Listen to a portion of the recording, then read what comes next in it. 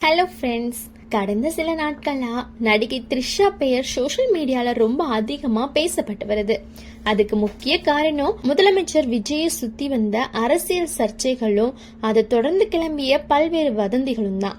இந்த சூழ்நிலையில சில வருடங்களுக்கு முன்னாடி ராங்கி படத்தோட ப்ரமோஷன்ல த்ரிஷா பேசிய ஒரு பழைய வீடியோ இப்போ மறுபடியும் ட்ரெண்ட் ஆகி வருது. அந்த பேட்டியில த்ரிஷா ரொம்ப ஓப்பனாவே சோஷியல் மீடியா பத்தி பேசியிருக்காங்க. டெய்லி என்னை பத்தி ஏதாவது எழுதிக்கிட்டே இருப்பாங்க. அதை பார்க்கும்போது இவங்களுக்கு எல்லாம் நிறைய டைம் இருக்குதுன்னு தான் தோணும். யாரையாவது யாரோட ஒப்பிடுவாங்க, சிலரை அவமானப்படுத்துவாங்க, என்னை பத்தியும் கற்பனையா நிறைய விஷயங்கள் எழுதுவாங்க. ஆனா அதுக்கு நான் ரியாக்ட் பண்ணவே மாட்டேன்னு சொல்லியிருக்காங்க. அதோட ஒவ்வொரு வதந்திக்கும் நான் பதில் சொல்ல ஆரம்பிச்சா அதுக்கு முடிவே இருக்காது. அதனால அதை கண்டுக்காம கடந்து போறதுதான் மன நிம்மதிக்கு நல்லது. எல்லா விஷயத்துக்கும் விளக்க கொடுக்க வேண்டிய அவசியம் இல்லைன்னு பேசியிருக்காங்க. அதே பேட்டியில சாப்பாடு பத்தியும் சுவாரஸ்யமா பேசுறாங்க. எனக்கு நல்ல சாப்பிடுறதுக்கு ரொம்பவே பிடிக்கும். வீட்டுல அம்மா சமைக்கிற சைவ சாப்பாடு ரொம்ப பிடிக்கும். வெளியே சாப்பிடணும்னா சென்னையில இருக்கிற பல ஹோட்டல்ஸ்ல இருந்து ஆர்டர் பண்ணுவேன்.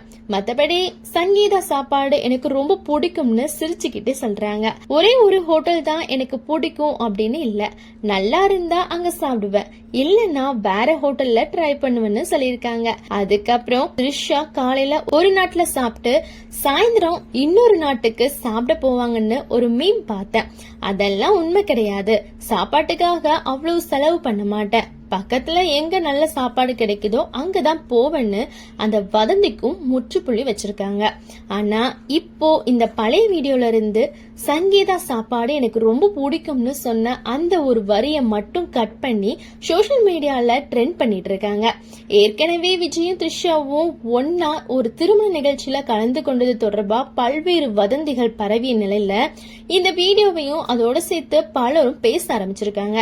ஆனா முக்கியமான விஷயம் என்னன்னா, அந்த பேட்டியில த்ரிஷா விஜயுடைய மனைவி சங்கீதா சமைக்கிற சாப்பாடுன்னு சொன்னாங்களா, இல்ல சங்கீதா அப்படின்ற ஒரு பேர்ல உள்ள ஹோட்டல்ல சாப்பாடை பத்தி தான் சொன்னாங்களா அப்படிங்கறத அவங்க தெளிவா சொல்லவே இல்லை.